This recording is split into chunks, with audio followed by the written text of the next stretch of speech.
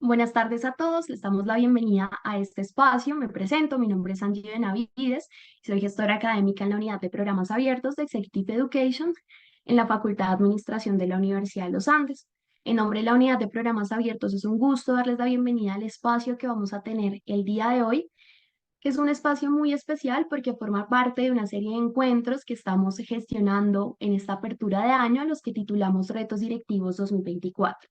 Estos encuentros buscan ser espacios para conversar desde diversos frentes sobre el panorama que nos espera en este año que se perfila tan lleno de incertidumbre y con varios desafíos para el entorno organizacional. Lo anterior porque desde la unidad de programas abiertos creemos firmemente que la mejor forma de hacerle frente a estos desafíos es con información y esperamos sobre todo que estos espacios sean de gran valor para ustedes, que les permita tomar noción sobre ese panorama general que nos espera en este año y que esto por supuesto sea información que resulte de gran valor para hacerle frente a estos retos. El día de hoy particularmente tenemos una sesión a la que titulamos 2024 o cómo esperar lo inesperado, escenarios de geopolítica, y tenemos la fortuna de que nos acompañe la profesora Beneta Andonó. La profesora Beneta, les quiero contar un poco sobre ella antes de comenzar. Tiene un doctorado en Administración de Empresas de la Universidad Pompeu Fabra, es profesora asociada de la Facultad de Administración de la Universidad de los Andes, donde fue decana en el periodo del 2019 al 2023. También es coautora de dos libros importantes, uno de ellos Multilatinas Strategies for Internationalization y el otro Entrepreneurial Ecosystems in Unexpected Places. Además, ha sido mentora para startups y emprendimientos e investigadora en las áreas de economía y de administración. Antes de darle la palabra a la profesora Beneta y darle la bienvenida, les quiero contar un poco sobre la estructura que vamos a tener en el espacio. Ya en unos segundos comenzaremos con esta charla que nos preparó la profesora Beneta para el día de hoy. Posterior a esta charla les voy a contar un poco sobre el portafolio que tenemos desde programas abiertos para acompañarlos en esos retos y al final vamos a tener unos minutos para poder dar alcance a las dudas que surjan durante el espacio. Por eso les extiendo la invitación desde ya para que hagan uso desde el chat que va a estar abierto toda la sesión y nos puedan dejar cualquier pregunta que surja para al final dar alcance a las que alcancemos a contestar, en este caso hasta las 7 de la noche. Dicho esto, profesora Beneta, te doy la bienvenida. Muchísimas gracias por acompañarnos el día de hoy. Ya dejo de compartir mi pantalla. Mil gracias, Angie. Primero por la generosa invitación que me hicieron para compartir algunas ideas que preparé para este espacio y para esta audiencia, y también por la generosa presentación que me brindaste. Voy a empezar compartiendo mi pantalla. La idea es poder compartir una presentación que he preparado para ustedes. En estos 30 minutos que tengo, les quiero compartir ideas, y sobre todo les quiero dejar con unas alternativas de poder construir explicaciones que tal vez hagan más sentido para ustedes y para sus empresas sobre el mundo que nos ha tocado experimentar en esta etapa de nuestras vidas. Entonces, la charla fue conjuntamente llamada por la Dirección de Educación Ejecutiva y con mi colaboración. De esta manera, el 2024 o cómo esperar lo inesperado, escenarios de geopolítica. Y antes de empezar, quiero empezar compartiendo una anécdota personal. Hace unos pocos meses, en el mes de noviembre, estuve invitada en un evento internacional en Cairo, en Medio Oriente, y este momento de la invitación coincidió con un nivel de aumento en la violencia en el Oriente Medio, obviamente por noticias globales, la exposición que tuvimos a los eventos en redes sociales. Se generó una situación de mucho miedo e incertidumbre. Y las personas que llegamos al evento en noviembre fuimos una fracción de todas las personas invitadas. Y una de las preguntas de parte de los organizadores cuando nos daban la bienvenida fue primero agradecer haber atendido la invitación y segundo, por qué nos atrevimos, por qué estamos allá y cómo tomamos la decisión. Quiero compartir con ustedes mi respuesta porque creo que esta dará el contexto a lo que seguiremos compartiendo en estos 30 minutos. Yo les dije que yo soy una persona nacida en Bulgaria y que ha dedicado su vida profesional viviendo estrechamente vinculada con la realidad de América Latina y Colombia. Por ende, no creo mucho en los noticieros y suelo tener la capacidad, así como los profesionales y los empresarios en Colombia, de crear y buscar explicaciones y dimensionar las cosas a mi manera. Lo que voy a presentar acá refleja precisamente una serie de ideas que me siento con la confianza de poder compartir precisamente con esta audiencia, porque considero que ustedes van a apreciar lo que he podido organizar acá. Y mi siguiente slide tiene que ver con un concepto al cual firmemente creo que estemos expuestos a un grado muy superior en estos últimos años. Y es el concepto de propaganda. Lo tomé, esta es una definición avalada por una serie de instituciones, no es una invención mía. Y quisiera decirles que lo que voy a presentarles hoy en día viene dado por el privilegio que tengo de poder explicar el mundo o por lo menos generar más de un escenario posible. Y sobre todo algunos escenarios alternativos a lo que los medios que dominan la narrativa que nos llega tanto por medios oficiales como por redes sociales en nuestras vidas profesionales en el occidente.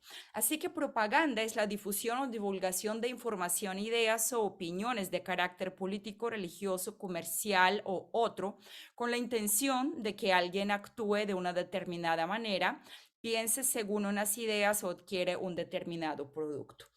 Considero que debemos tomar conciencia de que somos altamente vulnerables a estar viviendo en burbujas en los cuales se reproducen nuestras propias creencias e ideas que se refuercen y por ende aumentan nuestros propios sesgos y por ello los modelos que usamos para explicar el mundo que nos rodea nos pueden generar una ceguera que puede generarnos enormes riesgos personales y profesionales si no tenemos la capacidad de entender la realidad, por lo menos de un punto de vista alternativo. Aquí estoy con este objetivo, de poder generarles una historia alternativa. Y voy ahora a hablarles de la historia de dos guerras. Y la primera guerra empezó, según los medios oficiales, el día 24 de febrero del año 2022. Es la guerra entre Rusia y Ucrania. En este slide les he preparado una pequeña información estadística, primero una visual acerca del tamaño del país que nosotros hoy denominamos la Federación de Rusia. Lo que obviamente ya está Rusia y una serie de repúblicas que forman parte de esta federación, una estructura muy distinta de lo que fue la Unión Soviética, mucho más chiquita, que ocupa alrededor de 3.3% de la superficie de nuestro planeta. Y de manera muy significativa, porque toda mi historia alternativa de escenarios posibles de geopolítica se va a basar en una competencia real sobre recursos naturales, pueden ver denominados en trillones de dólares la denominación de estas riquezas que para cada uno de los países en este gráfico realmente representa unas riquezas distintas. En el caso de Rusia, que es prácticamente el país que tiene todo tipo de minerales y riquezas naturales, podemos ver que esta riqueza es casi el doble de lo que el siguiente país, los Estados Unidos, puede llegar a tener, seguido por Arabia Saudita, Canadá, Irán, China, Brasil, Australia, Irak y Venezuela. Algunos de estos nombres ustedes creo que fácilmente asociarán con conflictos bélicos en la historia más reciente de nuestro mundo, que también hemos seguido de manera televisada y algunos de estos conflictos desafortunadamente los vimos en directo. Em, lo que quiero ahora mostrarles es la historia o algo de contexto del otro país, el país Ucrania. El país que nosotros llamamos hoy Ucrania fue parte de la Unión Soviética y en este país mucho más chiquito, em, Rusia lo invadió. Esto es el mapa etnolingüístico de Ucrania y como pueden ver es un país fuertemente fraccionado desde el punto de vista de la etnia o la herencia lingüística que este país tiene como dominante en las diferentes regiones. La parte oriental hoy en día casi completamente conquistada por el ejército, no realmente propiamente de Rusia, sino para unas organizaciones paramilitares, más las milicias de Donbass. Están en este color amarillo con líneas marrón. Entonces, lo que les quiero mostrar primero es el primer dato que quiero que ustedes recuerden es el dato del tamaño de Rusia, de sus riquezas naturales y el argumento de que Rusia invade Ucrania porque está interesada en conquistar su territorio, porque es solamente la primera parada en la conquista de lo que sería la Europa Oriental y subsecuente la Europa occidental. Solamente viendo el tamaño de Rusia con respecto al tamaño de Ucrania, pero ya les mostraré más datos con respecto a otros países, en particular Alemania. Creo que nos podemos preguntar si y este argumento y esta explicación de la acción de Rusia realmente es la que tiene sentido y la que realmente nos parece razonable. El siguiente tema que es muy importante reconocer en caso de este conflicto es la situación en este país, Ucrania, reconocido como el más corrupto de toda Europa. Como pueden ver acá, esa es la data del International Republican Institute. Esto es una organización estadounidense. He tratado de utilizar datos de diferentes fuentes y todos los he revelado, de manera que lo que procura acá es construir unas historias alternativas a lo que nosotros conocemos como la noticia sobre la guerra de Rusia y Ucrania. Y esto es una fuente que emite una organización precisamente estadounidense, solamente 3 meses antes de la invasión, que nos dice que la corrupción es el problema más grande en el país. Recuerden que a Ucrania le fue entregada una ayuda que en este momento estamos tratando de entender cuánto fue, pero estamos hablando de cientos de billones de dólares que fueron entregados a un país y a un gobierno cuya propia población está aquí mismo identificando como sumamente poco confiable y altamente corrupta. Entonces, ante esta historia que estoy tratando acá de contarles, les quiero mostrar cuánto ha costado este conflicto, no solamente en dinero, sino en consecuencias de vidas humanas.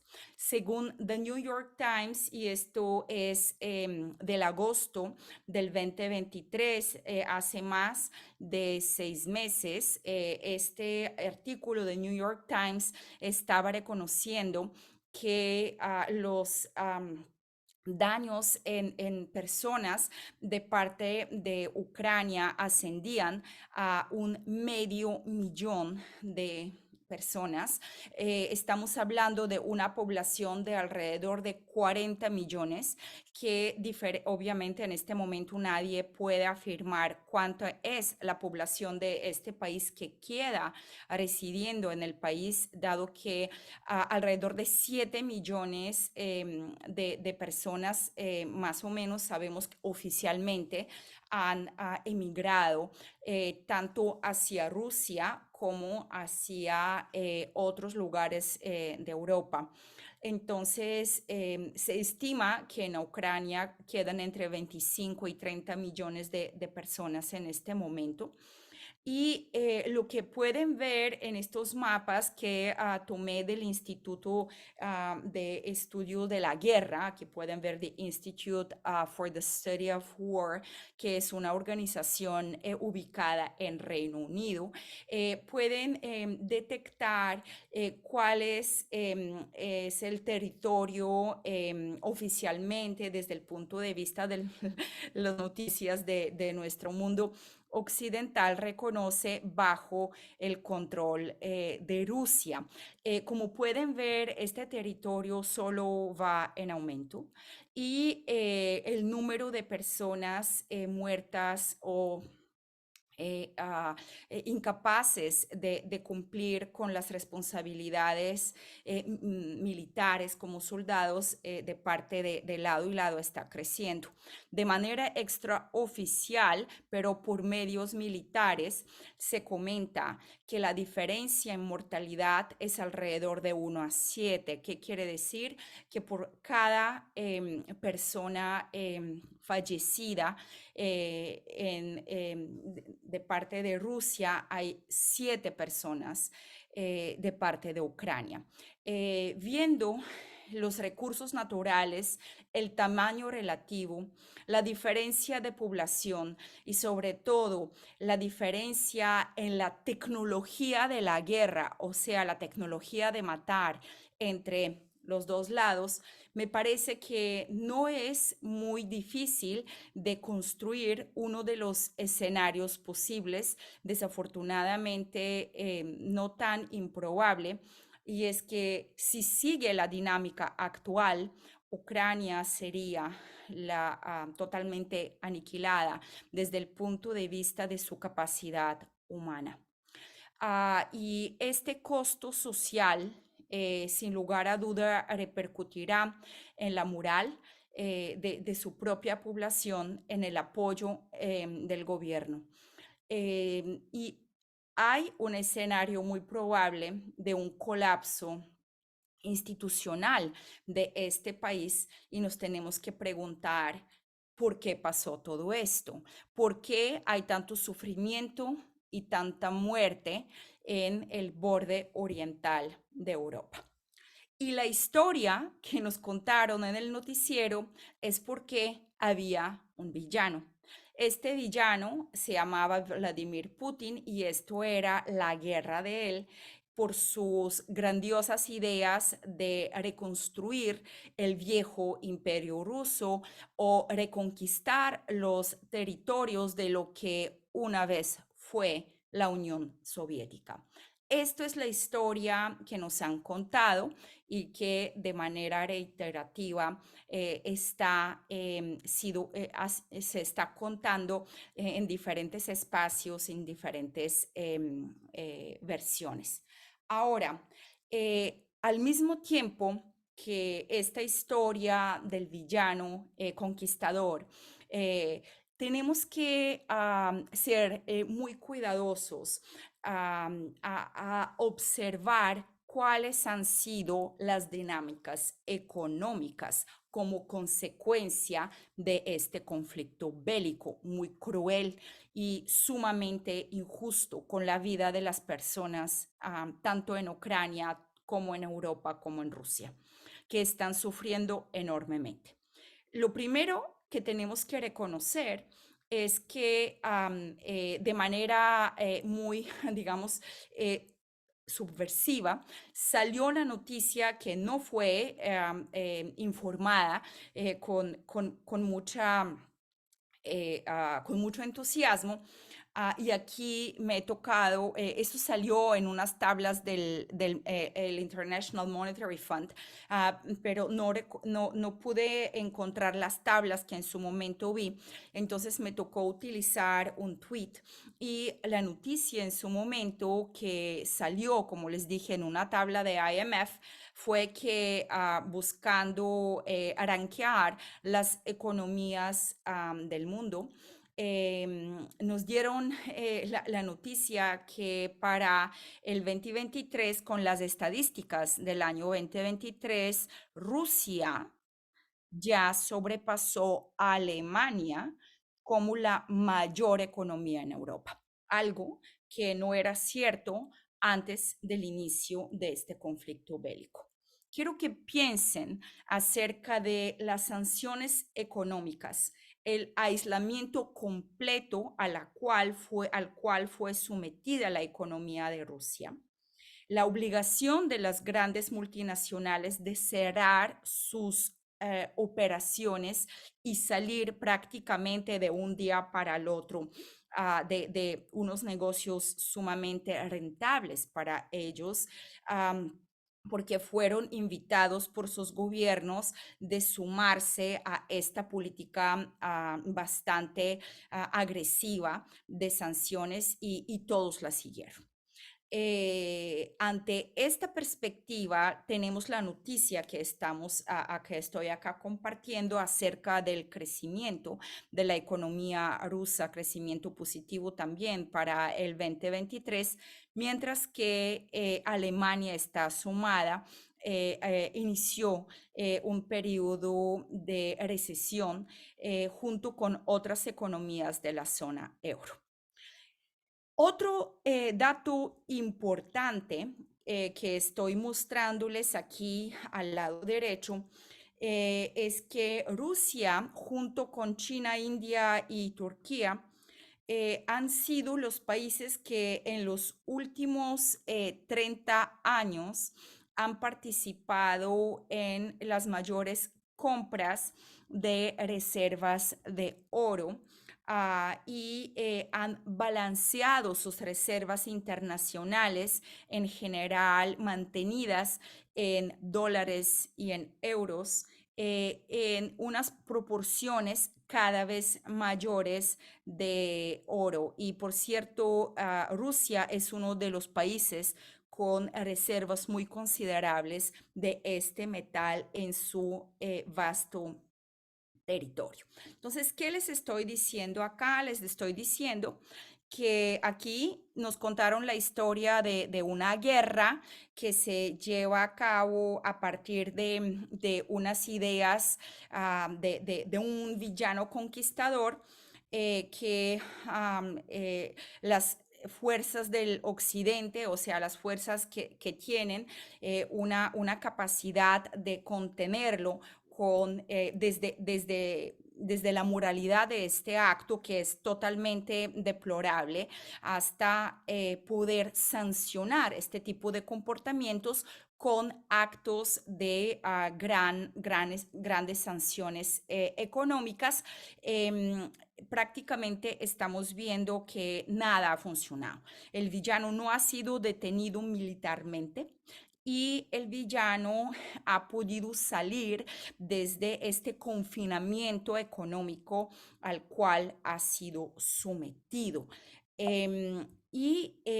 Los que han impuesto estas reglas que ah, ah, tenían que rectificar un acto de violencia no provocada, realmente están pagando un costo muy alto por estar tomando estas acciones correctas en la situación. No obstante, lo que quisiera acá es arrojar un poco más de datos. Lo que pueden ver en mis gráficas en este momento, en el gráfico a la izquierda, pueden ver la producción industrial de la Unión Europea. Ese es el Eurostat. Pueden ver la Unión, las 27 en azul, y solamente la zona euro son un subconjunto de estos 27 en rojo. Y pueden observar que más o menos desde el año 2017 había empezado una tendencia que se estaba ya acelerando por la pandemia, de desindustrialización de las economías europeas liderada por Alemania. Alemania estaba perdiendo fuerza como motor económico industrial de Europa, y lo que pueden observar a la derecha, en el gráfico a la derecha, es un componente absolutamente central para todo tipo de economía industrial, y es el precio de la energía en Alemania. Como pueden ver en este gráfico, a partir de la guerra en Ucrania, este proceso de desindustrialización que estábamos viendo desde el año 2017 en toda la zona de la Unión Europea, pero en particular en la zona euro, recibió un golpe casi mortal, un golpe súper pesado, que es el aumento del precio de la energía. Industrias tradicionales como la química, como la metalúrgica, que eran el corazón industrial de Alemania, tuvieron que cerrar, despedir decenas de miles de trabajadores y reubicar sus plantas productivas a Estados Unidos y China.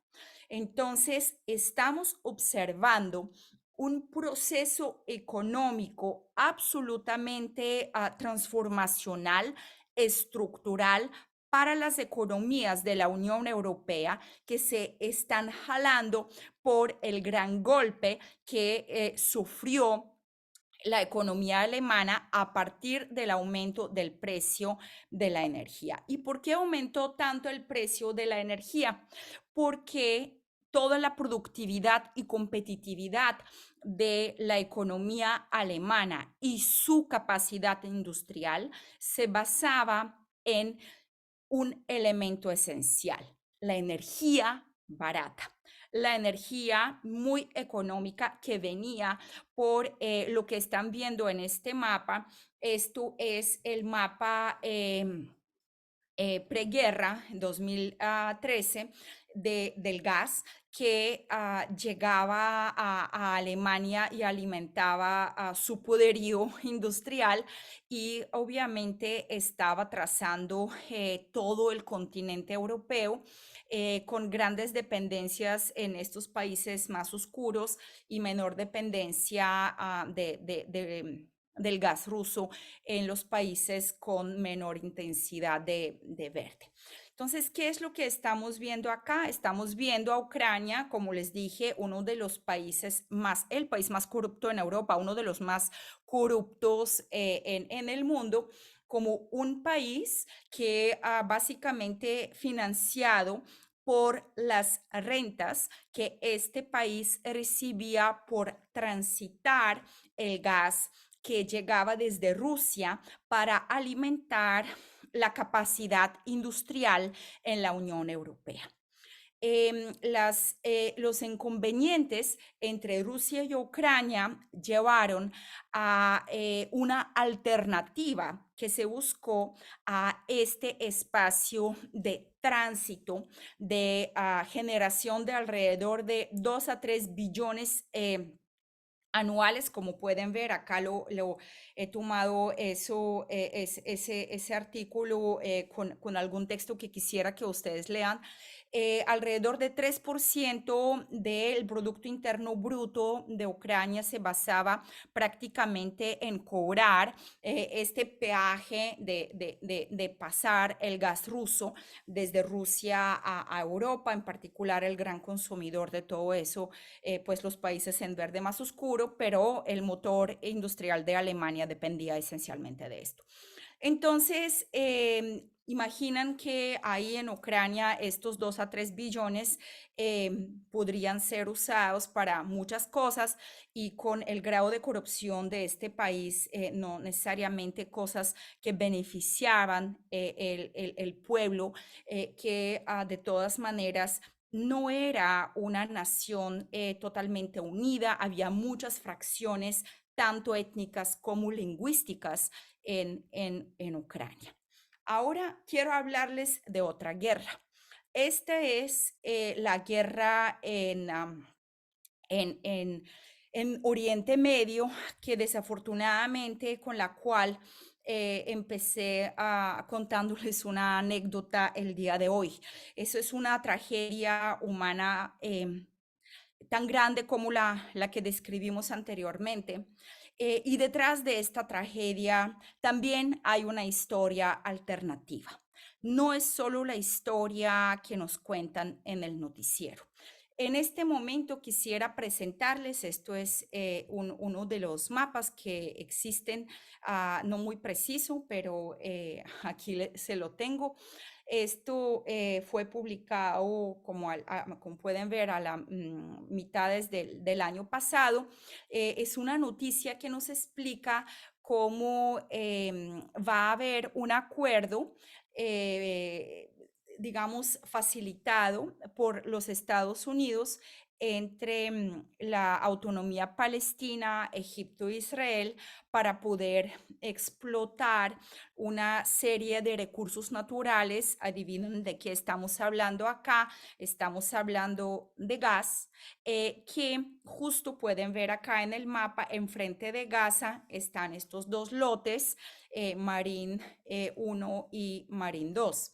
Y aquí les traigo esta otra noticia, que según UNCAT es una agencia de las Naciones Unidas.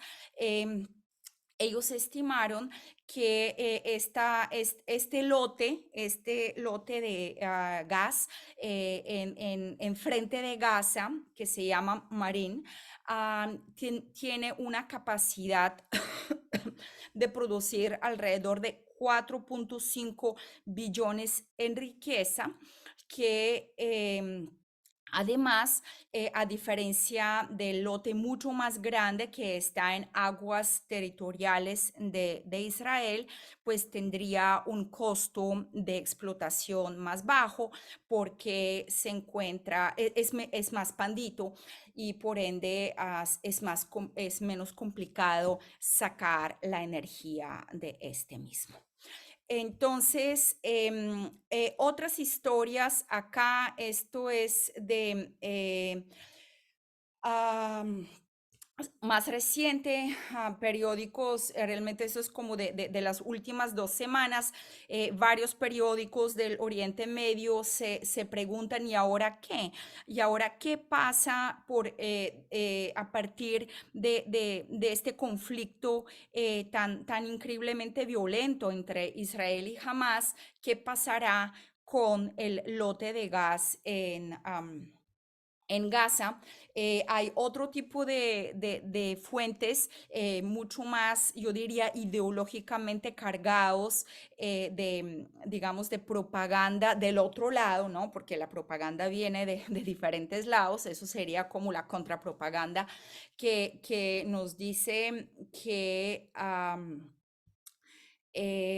hay hay un derecho de las personas que viven en Gaza de usufructar estos recursos, pero dentro de ciertas garantías para la seguridad de todos. Entonces, realmente,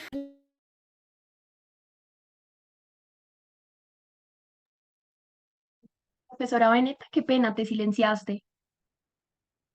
perdón, yo quería contarles algo acá muy importante, y es por qué el conflicto en Gaza está conectado y por qué esta guerra es la misma guerra. Esto es algo en lo cual realmente quisiera que ustedes piensen precisamente como una provocación, porque las noticias que estamos viendo y las historias que nos cuentan em, no necesariamente nos convencen, pero no tenemos el tiempo para poder ahondar.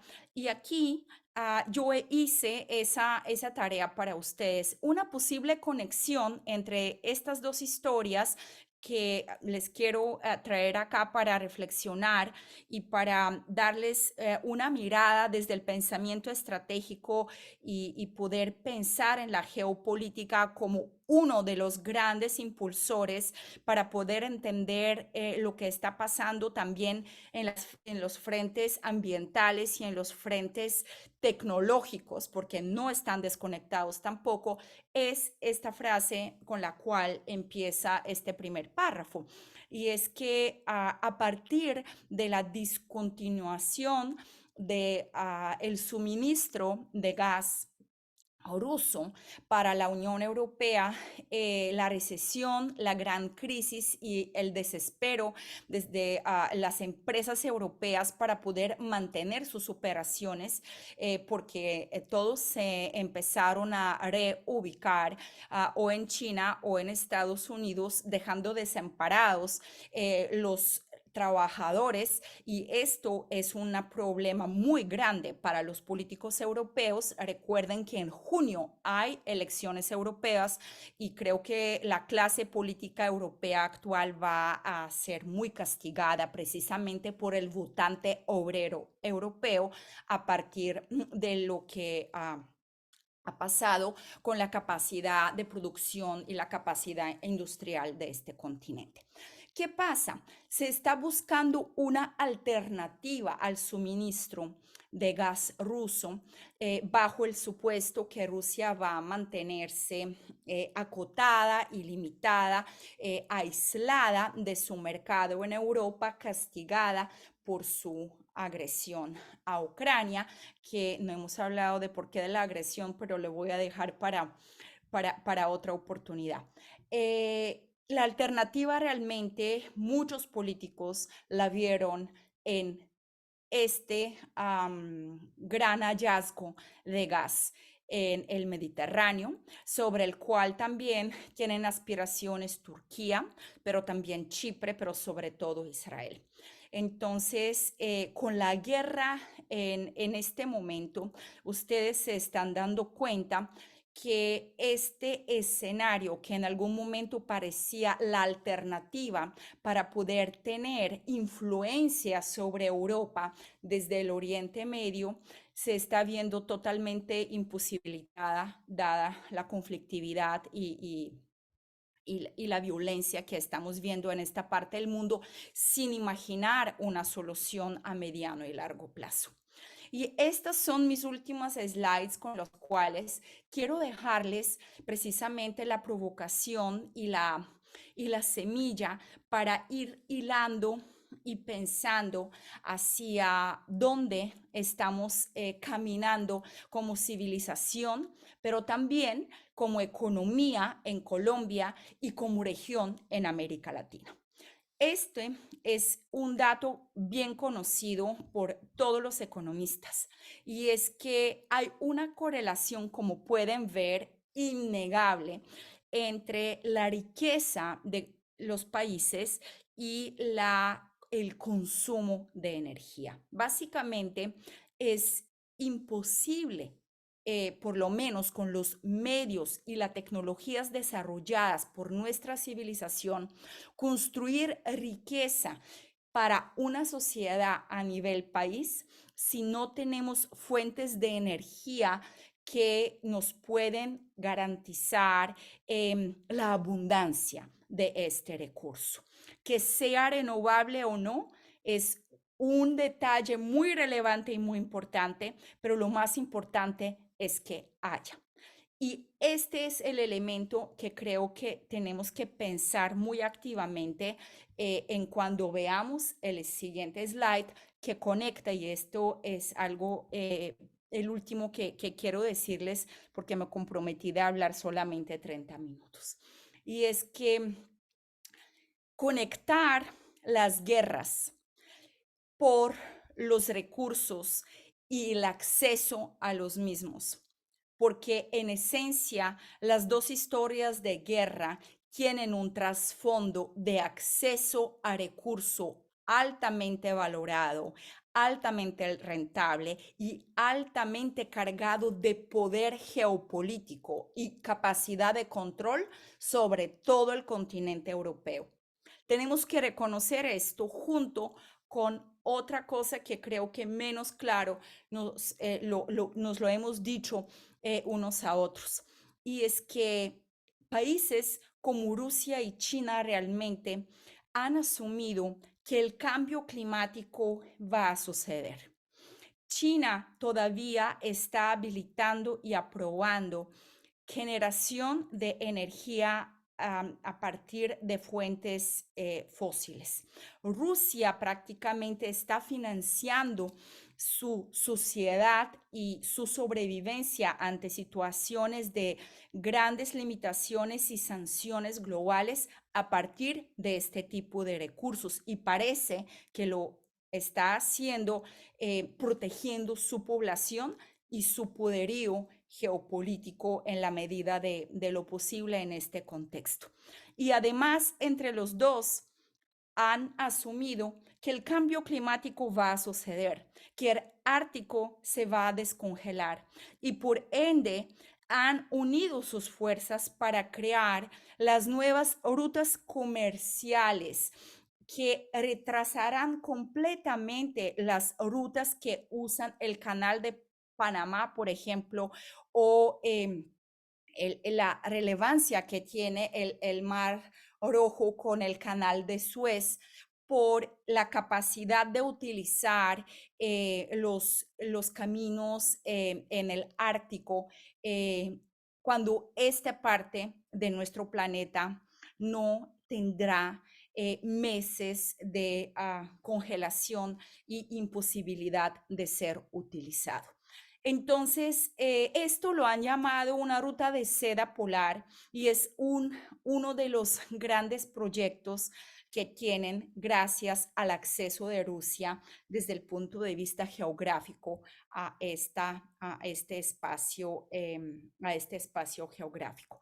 De manera que mi pregunta para ustedes, este 2024 o cómo esperar lo inesperado, sería un año en el cual todos nosotros tenemos que pensar en nuestra estrategia energética como país y como empresa, pensando en que la riqueza en este momento y siempre ha dependido del acceso a la energía, buscando alternativas baratas y accesibles y teniendo mucha conciencia que las guerras de hoy no son por valores, no son por justicia, son por los recursos que garantizan la energía barata y por ende el bienestar de las sociedades. Y con esto termino.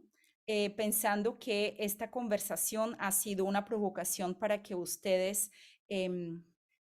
traten de conectar las noticias que estamos viendo, no necesariamente desde un punto de vista desinteresado, y que las alternativas y las posibilidades son elemento necesario para el pensamiento estratégico de cualquier gerente. Muchísimas gracias por su atención. Muchísimas gracias, profesora Beneta, por la charla. En el chat ya tenemos algunas preguntas. Les reiteramos la invitación para que nos sigan dejando sus dudas en el chat para seleccionar algunas y dar alcance a ellas en los minutos que nos queden hasta las 7. Por ahora, como les comentaba al inicio, les quiero contar un poco acerca de nuestro propósito desde la unidad de programas abiertos. Como lo conversábamos al comienzo, para nosotros resulta fundamental poder acompañarlos a enfrentar esos retos que se perfilan a lo largo de este año y por ello tenemos una oferta que está compuesta por formaciones desde distintas esferas, como lo son de fundamentación, de profundización y de actualización, y que se dirigen a su vez a los distintos niveles gerenciales. Por supuesto, estas formaciones parten de diversas áreas temáticas, como lo son sostenibilidad, innovación, habilidades gerenciales, por nombrar algunas, y particularmente estamos muy felices porque este año, además de tener presencia en Bogotá, vamos a tener presencia en Medellín con algunas formaciones que ofertaremos de forma 100% presencial,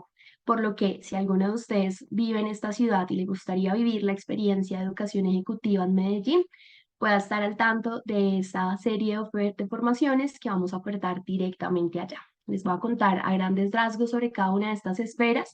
En primer lugar, tenemos las formaciones de fundamentación, que son esas formaciones que superan las 100 horas. Son las formaciones que buscan sobre todo trabajar a partir de las áreas temáticas de su interés sobre las bases para lograr adquirir herramientas que sirvan en esa cotidianidad del entorno organizacional. En esta esfera tenemos dos formaciones cumbres desde programas abiertos, que son Alta Dirección en Gestión y Liderazgo Estratégico y Alta Gerencia Internacional. En la diapositiva pueden ver las otras formaciones que forman parte de esta esfera y entre paréntesis encontrarán el mes o los meses que están previstos para tener las cohortes de estos programas, por lo que si de pronto es de su interés alguna formación, puedan estar pendientes sobre ese mes en el que van a tener lugar. Las formaciones de profundización son aquellas que están aproximadamente en un intervalo entre 40 y 90 horas. Son formaciones que parten de una base para poder profundizar, como indica su nombre, aún más, sobre todo profundizar desde un entorno mucho más actual, desde lo que sucede ahorita y las últimas herramientas para lograr dar ese paso también en estas áreas que resulten de su interés. Y finalmente tenemos las formaciones de actualización, que son formaciones mucho más cortas, oscilan entre las 16, 24 y 32 horas.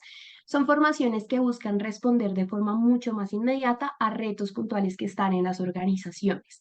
En estas formaciones tenemos varias que están previstas para comenzar en febrero, por lo que desde ya les comento que en el chat les van a estar compartiendo un formulario para que nos dejen sus datos y nos puedan indicar en cuál o en cuáles formaciones de estas están interesados para que un asesor con todo el gusto nos acompañe en ese proceso, bien sea de resolución de dudas o de inscripción. Esperamos poder contar con ustedes en esta oferta. También compartirles que tenemos una serie de descuentos para que puedan preguntar por ellos.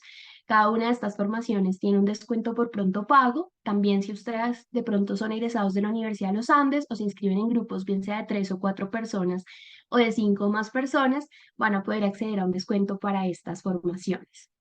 Esperamos, como les comento, contar con ustedes durante este año 2024 en alguna de estas formaciones. Dicho esto, ya dejo de compartir mi pantalla, profesora Beneta, para que podamos dar alcance a las dudas que han surgido por ahora en el chat. ¿Cómo están? Sí, muchas gracias. He alcanzado a leer varias de las preguntas y aquí estaré para compartir algunas ideas sin estar, digamos, pretendiendo que voy a dar la respuesta que ustedes esperan. Entonces, yo creo que sobre el tema, vi la pregunta sobre las cadenas de suministro y cómo serán afectadas para el caso de Colombia. Aquí realmente creo que la respuesta, voy a dar dos respuestas. Creo que la honesta es que no sabemos del todo. Les quiero comentar una anécdota que incluso ahora que toda la OTAN, liderada por los Estados Unidos, que está buscando de suministrar ayuda militar al gobierno de Ucrania, está buscando alternativas para poder aumentar la producción de municiones, en particular porque los soldados de Ucrania no tienen con qué disparar, literalmente. Entonces, no hay forma de ganar en una guerra de estas características como se está luchando en este momento si no tienes con qué disparar, ¿no? Entonces, esto es como la prioridad número uno. Desafortunadamente se dieron cuenta que parte de la cadena de suministro para la producción de las municiones de los países de la OTAN dependen de materia prima de Rusia. Ni siquiera habían dimensionado la dependencia de su propia industria militar en los diferentes segmentos del contrincante mayor en este conflicto puntual. Entonces, desafortunadamente, tratando de entender el impacto sobre las cadenas de suministro, pudimos prever algo, pero desafortunadamente mucho lo descubrimos post factum cuando ya nos duele la decisión que hemos tomado. ¿Qué es lo que vemos que está pasando y fue inaugurado a partir del COVID? Que las cadenas se acortaron, que las cadenas se regionalizaron y si ustedes recuerdan, incluso la legislación de Estados Unidos fue virando hacia el concepto de nearshoring, el concepto de desvincularse de la manera que sea posible en la capacidad productiva con un componente de trabajo de bajo costo de China hacia América Latina. El gran beneficiario de todo esto se espera obviamente que fuera México, pero Colombia está relativamente cerca y en la parte norte de Sudamérica con una capacidad, una sofisticación industrial y una capacidad humana y de capital humano, de skills, muy superior a los países de Centroamérica, tal vez con la excepción de Costa Rica.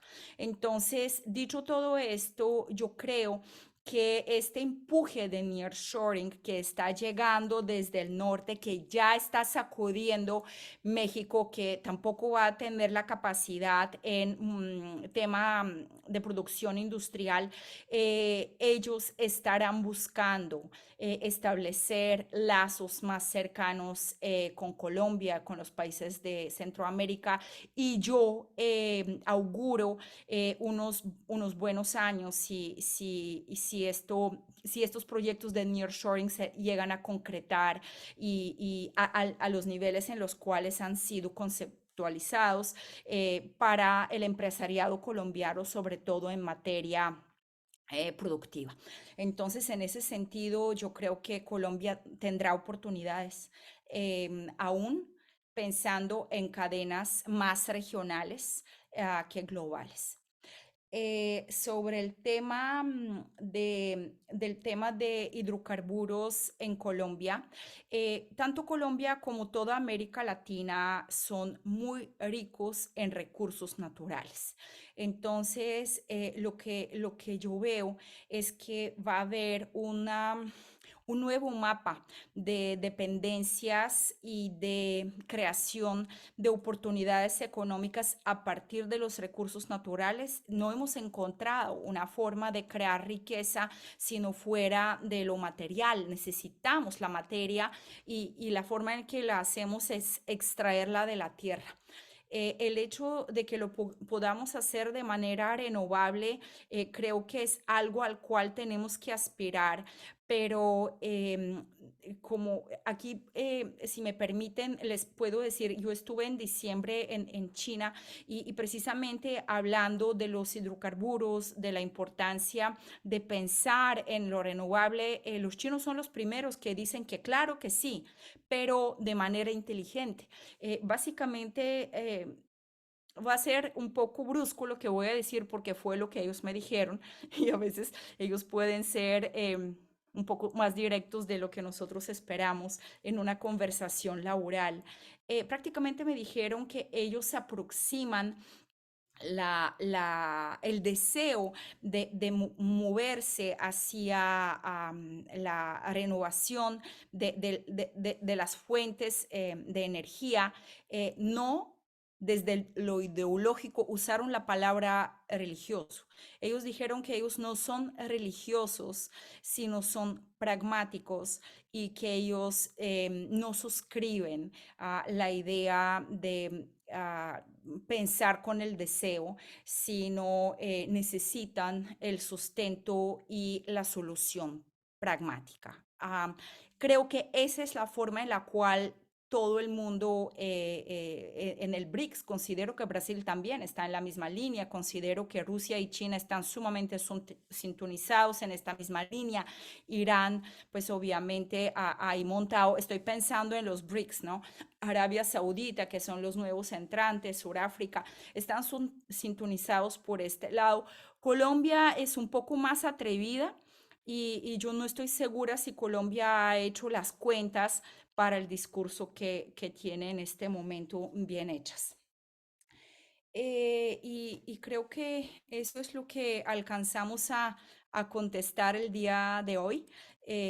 Esta charla es una conversación de 1 hora y creo que con esto se nos acabó el tiempo.